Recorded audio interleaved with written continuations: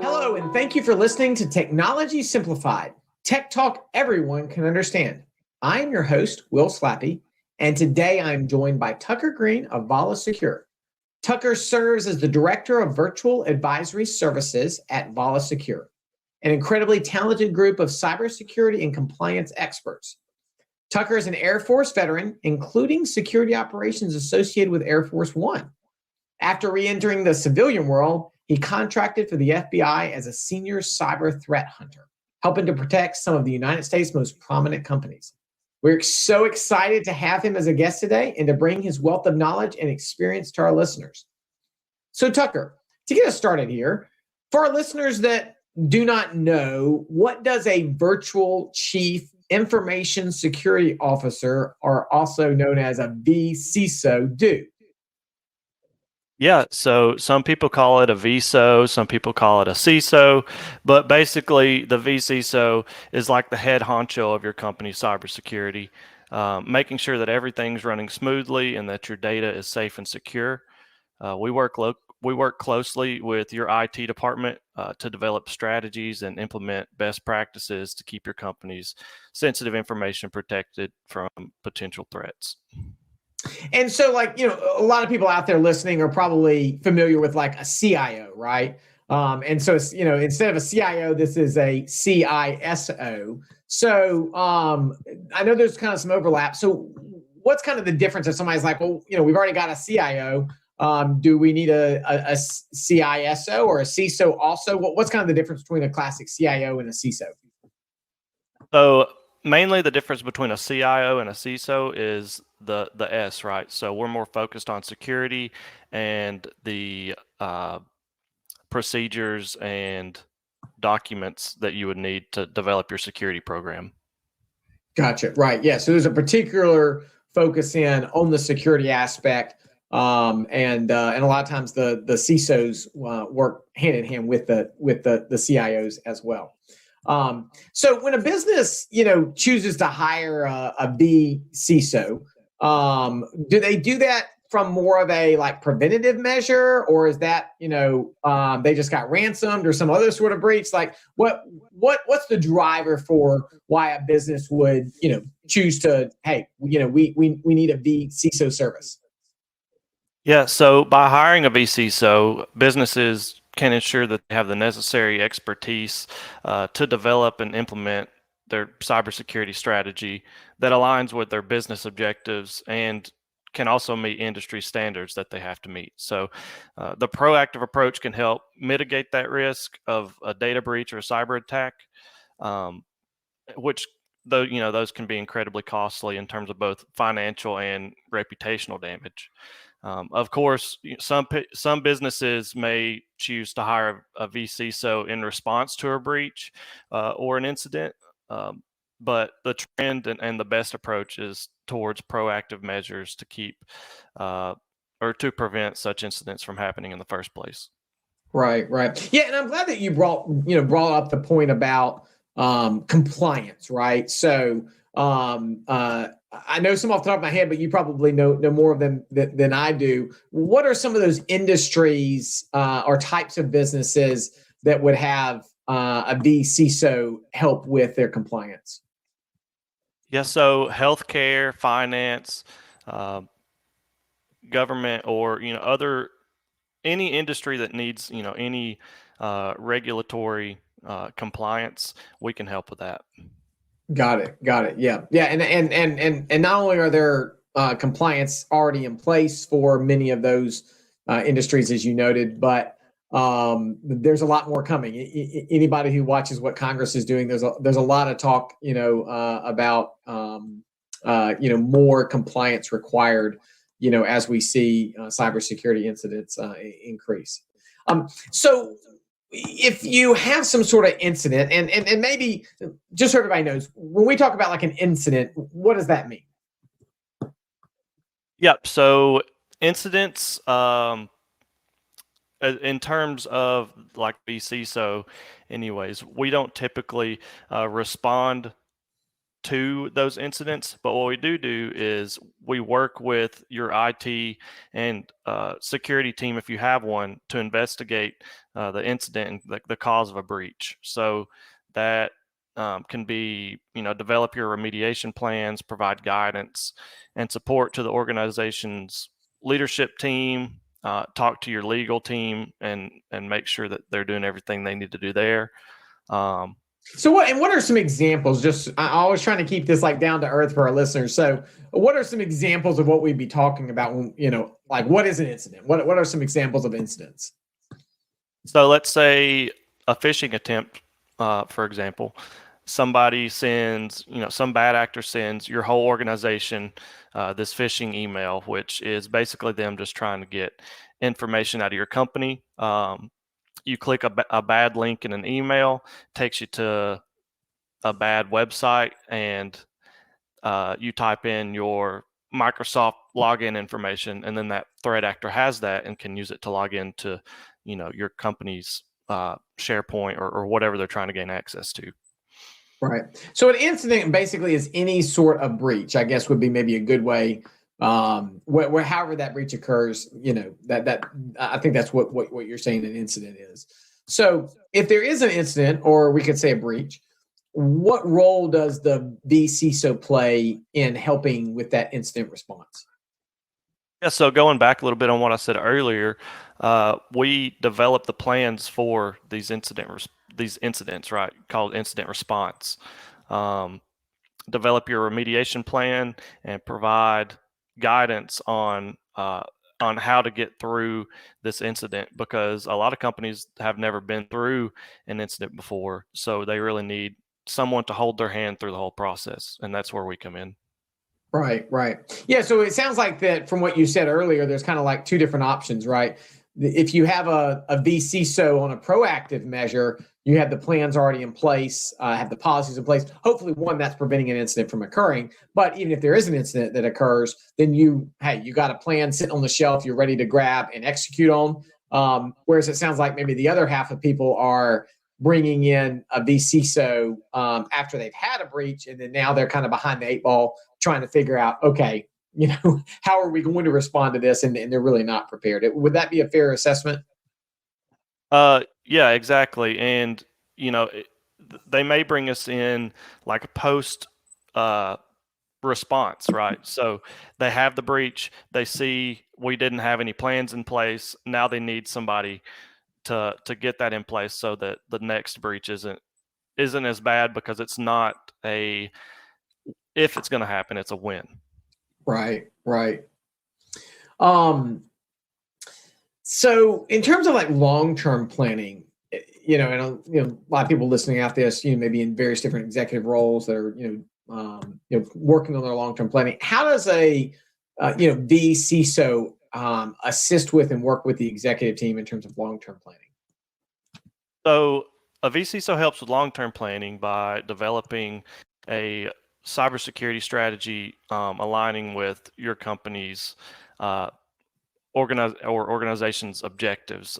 This includes identifying current vulnerabilities, implementing new technologies as a preventative measure, updating old policies, conducting regular assessments, providing training to your employees, and helping your company stay up to date with emerging threats. We ensure a sustainable and effective cybersecurity program and can adapt to pretty much any cyber threat landscape. So from a long-term planning, I mean, obviously speaking, all the technological changes that you talked about there. But what are like one of the ones that comes to mind for me that a lot of people are talking about is like, remote work. So is that something that a vCISO would assist with in terms of that planning? And at what stage in that process? If a business owner is thinking out there, or an executive is out there thinking like, okay, hey, I'm thinking about having, more people work remotely. How does the, vCISO assist in that conversation? Yep. So more and more companies are going to the remote as opposed to coming in to the office. We can help ensure that all of the vendors that you're using for this new technology are legitimate and are doing their due diligence to keep your conversations and your data safe, and make sure that the VPN that you're using to access customer data or to access company data is also secure. Right. Yeah. So before you just jump into a fully remote or partially remote or whatever that is obviously you need to make sure that the technology from a security perspective is ready to support that. So, one of the things we hadn't hit on a whole lot, but it's kind of in the name, right? So a company could have a CISO, which would be a Chief Information Security Officer, or they could have a vCISO, which is just simply a virtual, Chief Information Security Officer.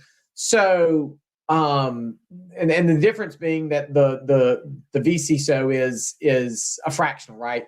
You're instead of hiring a full-time CISO that can be really, really expensive, you're able to hire, somebody on a fractional type basis that can, provide those services. Especially, if you're a large multinational company, you probably have somebody in-house. But the vast majority of companies out there are not big enough to have somebody like that on staff, with them.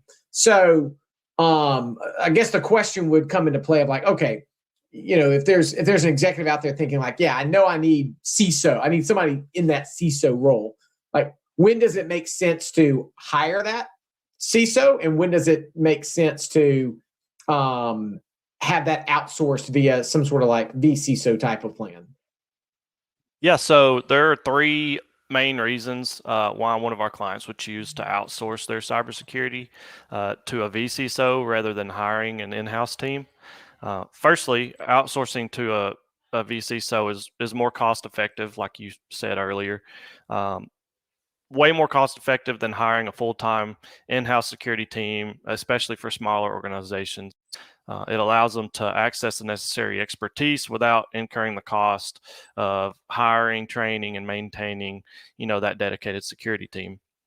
Yeah, and I'm glad that you noted too there, as a team, right? Because, it's not just about hiring like a CISO, right? Because a CISO, even if you hire a CISO, they're going to need other people supporting them as well. So you're really getting a fractional vCISO team, not just a fractional CISO. Exactly. Yeah. And with that comes, a broader range of expertise and experience. A vCISO and our team, typically have experience working with a variety of organizations, which means we have a deep understanding of, latest threats and vulnerabilities in multiple industries, and not just maybe the one that you're working in, but maybe, your clients' industries or industries that you partner with. Yeah. It kind of reminds me a lot of even like legal services to a certain extent, that at some point you might get big enough to have an in-house counsel. But even when you have in-house counsel, you usually always continue to have, other, outside legal experts that you work with, right? Even though in-house counsel is constantly pinging, outside counsel for additional, perspective that is seeing those same types of things, each and every day. So it sounds like it's very similar in terms of, what people might do in the security world, because there is so much to see, and it's almost impossible for any one person to know it. And so being a part of a team, whether one of those team members is is inside of the company or not, having a team of people that can be looking at something, sounds like a much better way for it to go than, it's a team sport, if you will, than trying to do it all individually. So, some of the businesses out there might not have as big of a understanding of the need that they have. So they might say something like, we're not regulated. Do we really need this? We make clothes hangers, or something like that. Like, why would we need this? Or hey, we're just a small company. We've only got 30 employees, and why would anybody want to target us? what would you say to a business that were to say something along those lines to you? Yeah. So in today's day and age, everything's online, and all businesses are at risk of cyber attacks, regardless of your size, regardless of your regulatory status. Small businesses are often targeted as they may have fewer resources and less sophisticated security measures in place. So cyber attacks can lead to more significant financial loss and reputational damage than people realize. And real life examples of small businesses being targeted exist. So as more businesses move online, the risk of cyber attacks will just continue to grow, and all businesses should take their cybersecurity seriously and consider a vCISO service to protect their data and assets, just like they would if they needed an actual on-site physical security team to keep somebody from breaking into their building. They also need cybersecurity to keep people from breaking into their databases. Right. Yeah, I think you brought up a really good point there, which is that, hey, yeah, maybe what you have is not worth as much as a big, Fortune 500 company, in terms of like what the payout that they could get.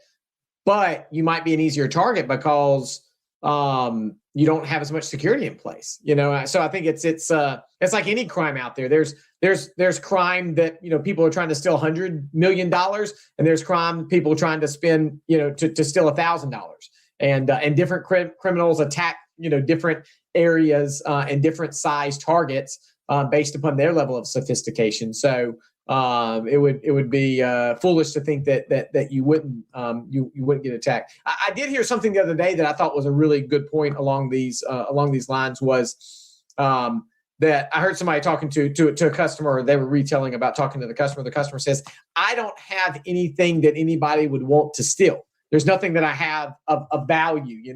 If you were to get my data, you wouldn't be able to do anything with it." And the person retelling the story, they said, what they asked the customer was, well, does that data have value to you?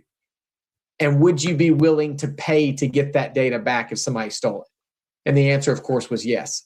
And so it's, sometimes you're like, hey, nobody, hey, if you want my data, you can have it. But when they come in with something like ransomware and encrypt it to where you can't get access to your data, would you be willing to, to pay to get it back? And so I thought that was kind of a good answer, to that question. Any final thoughts, Tucker, for our listeners that are out there that, are thinking about, vCISO and trying to understand it, any final thoughts that you would share with them just about, your industry and what's going on? Cyber threats are growing every day. There's more and more coming as we go more and more online. So if you don't have a security, if you don't have a good security posture, or maybe you don't even know if your company has a security posture period, maybe talking to a vCISO or someone of someone similar would probably be a good idea. Yeah, for sure. All right. Well, hey, that concludes our time here today on Technology Simplified. Thank you, everyone out there, for listening. And thanks to you, Tucker Green, for coming on board here with us and telling us about all that you do there at Vala Secure, and for sharing your expertise as a virtual Chief Information Security Officer. Make sure to follow Technology Simplified to help keep your business technology running efficiently, securely, and productively. Have a great week, everyone.